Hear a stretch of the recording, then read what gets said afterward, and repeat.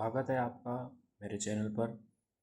हम आज डिस्कस करने वाले हैं टीजीटी के आर्ट्स का जो एग्ज़ाम पीछे हुआ था 2020 के आसपास, तो उसी के बारे में हम डिस्कस करने वाले हैं। ठीक है, तो उस समय 170 क्वेश्चन थे और एक क्वेश्चन आधे नंबर का था, तो 85 नंबर का था। तो जो इस बार है वो आपके 200 क्वेश्चन रहने वाले हैं और 100 नंबर का रहने वाला है। ठीक है, ठीक है, यानी कि एक क्वेश्चन आपके आधे नंबर का होगा। इस चीज़ के बारे में आपको अच्छी तरह से पता होना चाहिए कि किस चीज़ की हम बात कर रहे हैं।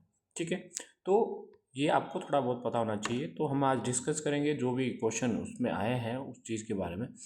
तो पहला जो क्वेश्चन हिस्ट्री से रिलेटेड है, थोड़ा मैं इतना बता दूं, थोड़ा हिस्ट्री का इसमें हाई लेवल रहा है, तो वो आप जो दूसरे हैं वो थोड़ा इजी टाइप के हैं, तो आपको ध्यान रखना है चीज़ का भी। ठीक है, तो इतिहास के स्रोत के रूप में साहित्यिक ग्रंथों, यानी कि साहित्यिक ग्रंथों की बात कर रहा है कि अपेक्षा अभिलेखों, जिसको आप एपिग्राफी बोलते हैं, इंस्क्रिप्शन भी बोलता है, का बृहद महत्व है। क्योंकि ये इसका महत्व क्या है, किस वजह से है, तो इसमें 4 ऑप्शन दिए हैं। शासकों वंश से संबंधित होते हैं, तारीख प्रदान करते हैं, राजनीतिक घटनाओं को अभिलेखित करते हैं, सार्वजनिक अनुदान का उल्लेख करते हैं। तो इसका जो क्या आंसर होगा, इसका जो आंसर होगा वो होगा बी। ठीक है, क्योंकि डिसाइड करते हैं कि आपका अगर 261 अशोक का अभिलेख भी देखो जिसमें कलिंग युग का वर्णन है, तो डिसाइड करता है कि तो 261 में वर्णन है।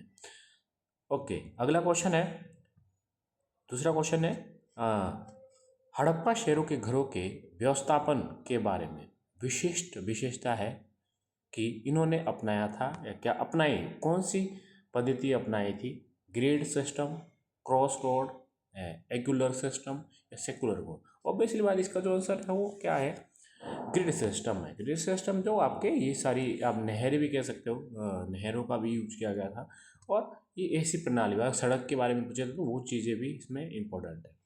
अगला क्वेश्चन आप देख पा रहे हैं, तीसरा क्वेश्चन है कि ऋग्वेदिक काल में दैनिक प्रशासन में राजा को सहायता देने के लिए, यानी राजा को हेल्प करने के लिए सबसे प्रमुख अधिकारी कौन था?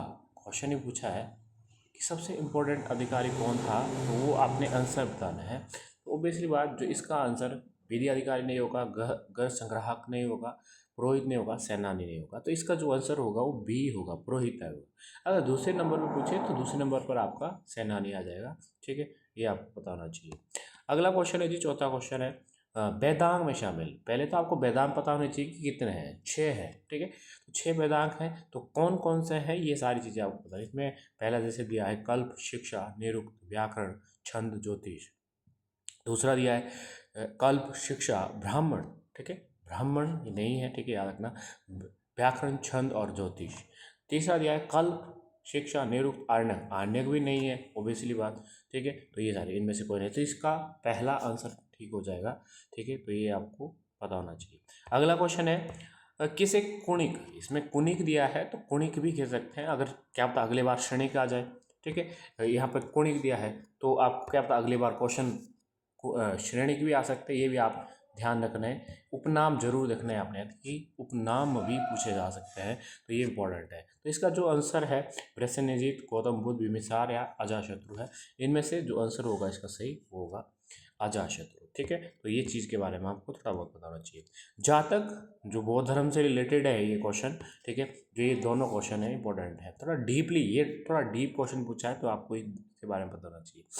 दीर्घ निकाय भी, मध्यम निकाय, संयुक्त निकाय या खुदक निकाय? ऑब्वियसली बात, लास्ट खुदक निकाय था, तो उसमें ही जातक और धम्म सूत्र का, और डीपली पढ़ेंगे तो आपको इसका आंसर क्या मिल जाएगा? खुदक निकाय मिलेगा। ठीक है, अगला है मौर्य शेरों की, ये भी बहुत डीपली क्वेश्चन है। मौर्य शेरों की संख्या को उनकी विविधता के आधार पर शुद्धता के साथ अभिलेखित करना संभव नहीं है। ये कोटेशन है, कोटेशन, ये सारे के सारे मौर्य काल के विदेशी यात्री हैं जो उस समय आए थे, तो ये सारी चीज़ें, उस चीज़ के बारे में आपको थोड़ा बहुत पता होना चाहिए कि क्या क्या चीज़ है। मेगास्थनीज, हेरोडोटस, एरियन, वैसे यहाँ पे एरियन दिया है, वैसे एरियन भी होता है। ठीक है, एरियन। ठीक है, तो कंफ्यूज नहीं ना, कभी शब्द को ऊपर नीचे भी किया जाता है, तो इसका जो आंसर है वो भी, इसलिए बात जो मैंने लगाया वही इसका आंसर है। ठीक है, तो ये आपको पता होना चाहिए थोड़ा। अगला है, अशोक के फरमान में बराबर पहाड़ियों की इस रूप में संदर्भित किया गया है। तो ये भी आपको पहाड़ियों के बारे में क्वेश्चन पूछा जाता है, तो ऑब्वियसली बात इसका आप भी आंसर लगाएंगे। अगला क्वेश्चन है दश कुमारी पुस्तक के बारे में क्वेश्चन पूछा है। दश कुमार चरित्र किसकी है? तो ऑब्वियसली बात दंडिन इसकी इंपॉर्टेंट किताब है, इसके बारे में आपको पता है, किताब में से क्वेश्चन आता ही आता है। अगला है चोल वंश के बारे में मैं बात कर रहा हूँ। चोल वंश बहुत इंपॉर्टेंट टॉपिक है, अगर आप डिटेल में एंशिएंट में पढ़ते हो तो इसमें से क्वेश्चन आना ही आना है, तो ये आपको इसके बारे में पता होना चाहिए।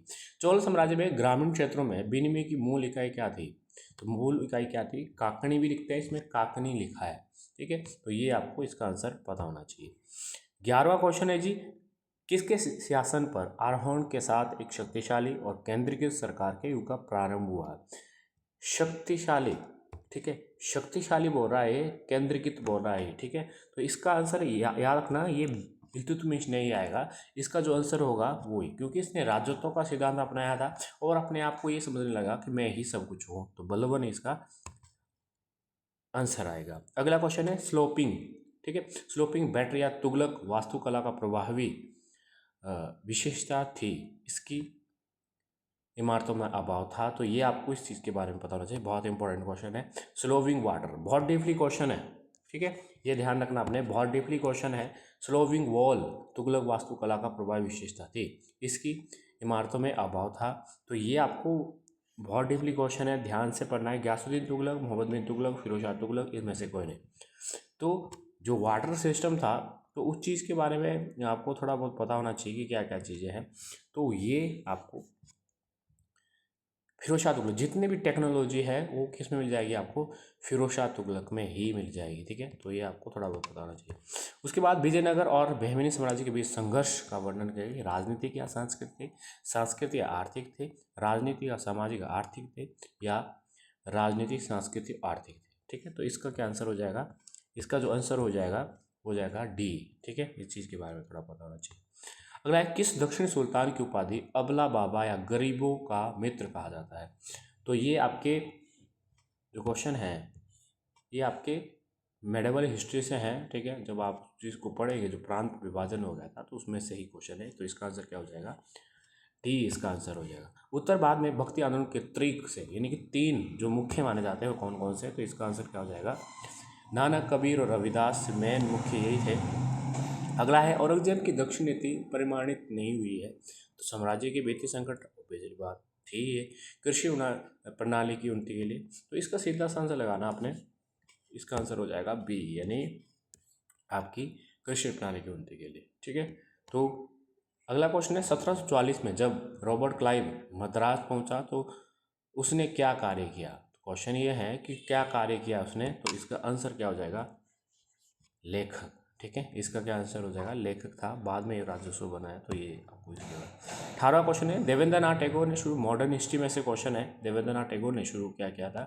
तो धर्म सभा, प्रार्थना सभा, आर्य समाज या तत्वबोधिनी समाज, तो इसका आंसर क्या हो जाएगा? तत्वबोधिनी सभा, जो बाद में विरोध करती है, ठीक है। अगला क्वेश्चन है जी, सिखों के विरुद्ध धर्म युद्ध में वाहवियों ने सबसे पहले किस स्थान पर अधिकार किया था? वाहवियों, तो इसके बारे में पता होना चाहिए, यानी कि पेशावर में किया था, ठीक है, तो ये आपको इसके का आंसर होना चाहिए। मार्च, थोड़ा इजी क्वेश्चन है, मार्च 1931 में महात्मा गांधी और लॉर्ड इरविन के बीच समझौते के बाद अनेक नेता गांधी जी के नेतृत्व के आलोचक हो गए थे, इसका मुख्य कारण क्या था?